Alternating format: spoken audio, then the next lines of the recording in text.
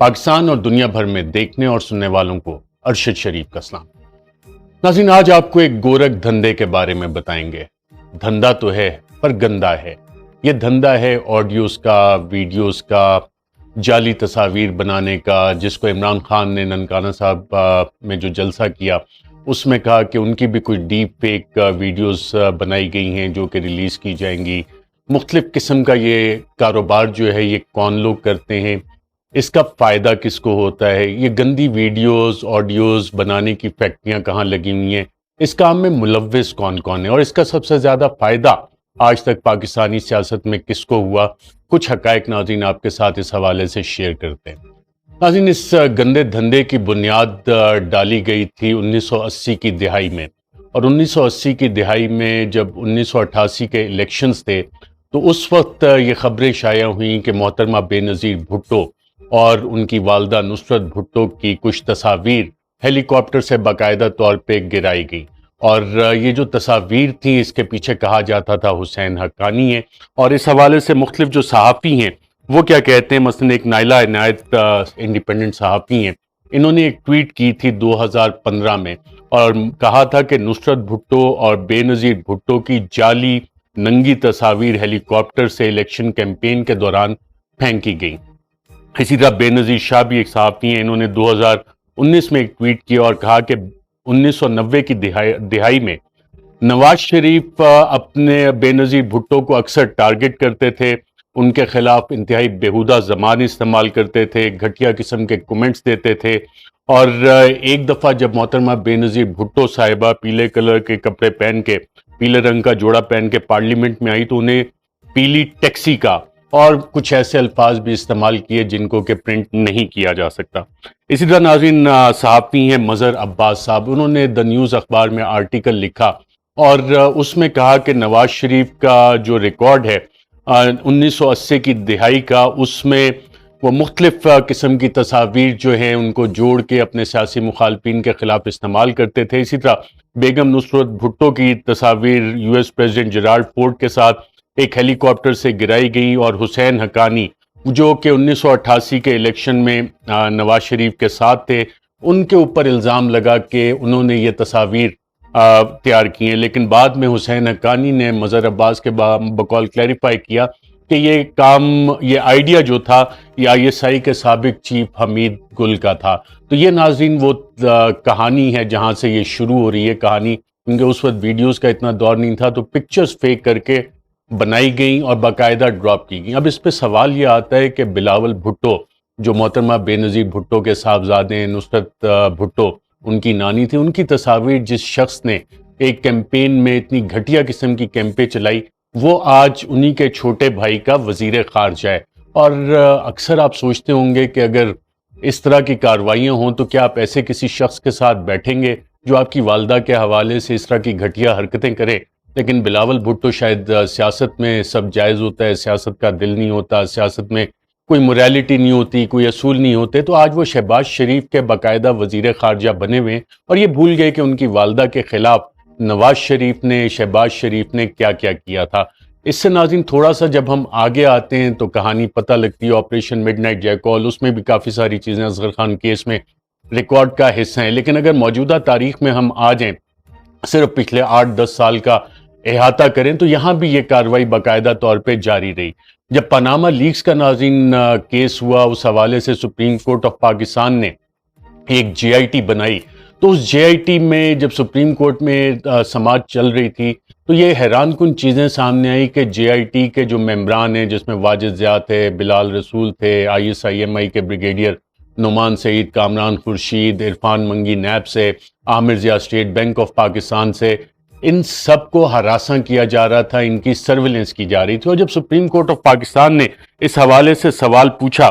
تو supreme court of Pakistan میں باقاعدہ طور پہ اس وقت ڈائریکٹر جنرل انٹیلیجنس بیورو آفتاب سلطان، جو کہ اب ڈائریکٹر جنرل نیب لگے ہوئے ہیں، چیئرمین نیب لگا دیا گیا ان کو انہی خدمات کی وجہ سے، انہوں نے سپریم کورٹ میں یہ جواب جمع کروایا کہ یہ تو انٹیلیجنس بیورو کی ایک پرانی پریکٹس ہے کہ جو بھی سرکاری افسران ہو یا کوئی بھی شخص جس میں کہ ہمیں انٹرسٹ ہو، یا جو بھی امپورٹنٹ جگہ پہ کام کر رہا ان کے بارے میں ہم معلومات اکٹھی کرتے ہیں، اور یہ ہمیشہ ریڈی ریفرنس کے لیے تیار ہوتی ہیں، ہمیشہ موجود ہوتی ہیں۔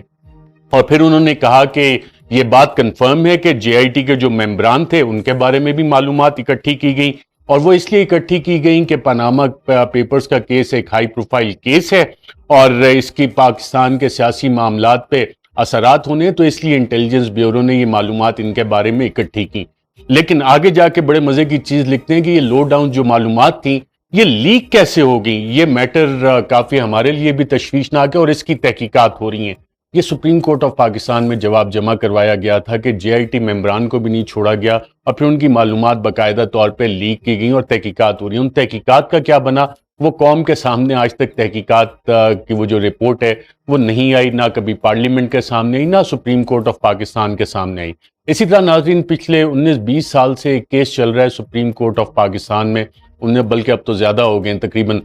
25 سال ہونے کو آئے ہیں۔ سابق چیف جسٹس سجاد علی شاہ مرحوم، جنہوں نے باقاعدہ اس چیز کا نوٹس لیا کہ جج صاحبان، وہ بھی سپریم کورٹ کے جج صاحبان کی باتیں ریکارڈ ہوتی ہیں، تو اس حوالے سے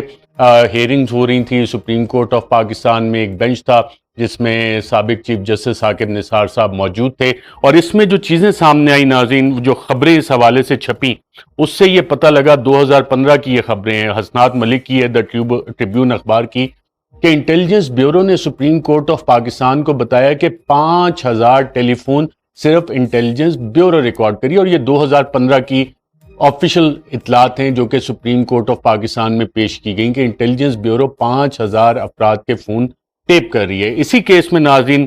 یہ بھی پتہ لگا، اور یہ ڈان اخبار کی خبر میں آپ کو دکھا رہا ہوں، جو سپریم کورٹ میں آئی ایس آئی کی طرف سے چیزیں پیش کی گئیں، معلومات پیش کی گئیں، اس میں پتہ لگا کہ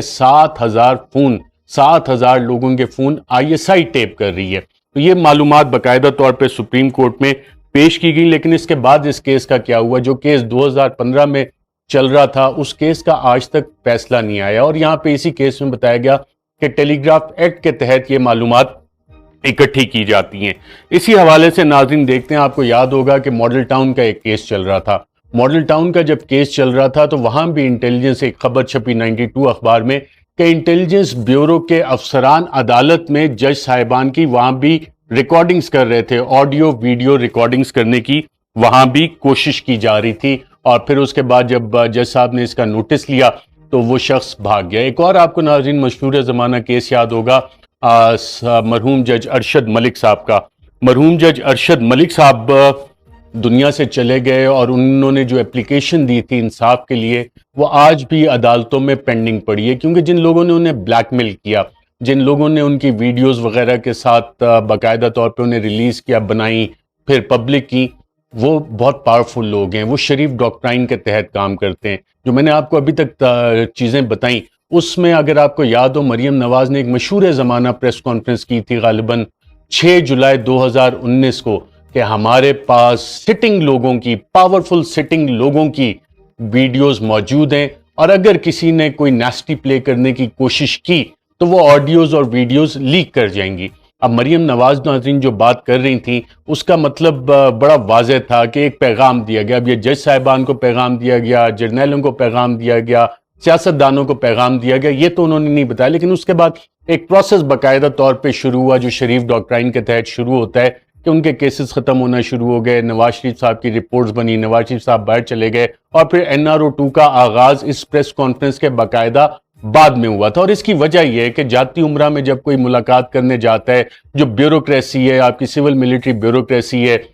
باقی لوگ ہیں، اور اس کا میں آپ کو ثبوت بھی دیتا ہوں کہ کیسے یہ چیز ثابت ہوتی ہے، اس میں جب یہ لوگ جاتے ہیں، جاتی عمرہ ملتے ہیں یا کہیں اور ملتے ہیں، تو ان کی آڈیو ویڈیوز ریکارڈ کی جاتی ہوں گی، وہ باقاعدہ استعمال کی جاتی ہوں گی، اور وہاں پہ جو کمٹمنٹس دی جاتی ہیں کہ مجھے تم فلاں عہدہ دے دو، فلاں جگہ لگا دو، میں آپ کا ہمیشہ سے خادم رہوں گا، اس طرح کی جب کمٹمنٹس کی جاتی ہیں تو اس کے بعد تعیناتی ہوتی ہے۔ جو سپریم کورٹ آف پاکستان نے پاناما کیس میں سسیلین مافیا کا ذکر کیا تھا، جو آپ فلموں میں دیکھتے ہیں کہ بالکل ریکارڈنگز کر کے پھر اس کے بعد بلیک میل، تو پاکستان کا اپنے آئی بی کا جو جواب سپریم کورٹ میں جمع ہوا پڑھ لیا ہے کہ تمام امپورٹنٹ شخصیات کی ریکارڈنگز ہوتی ہیں، ان کو سرویلنس کیا جاتا ہے، ان کی لو ڈاؤنز بنائے جاتے ہیں، اور وہ استعمال کیسے ہوتے ہیں وہ ہم ایک تسلسل ناظرین دیکھتے آ رہے ہیں کہ محترمہ بے نظیر بھٹو کی فیک ویڈیو تصویریں بنانے سے، نصرت بھٹو کی بنانے سے اب تک جو ایک سلسلہ چلتا آ رہا ہے، تو جج ارشد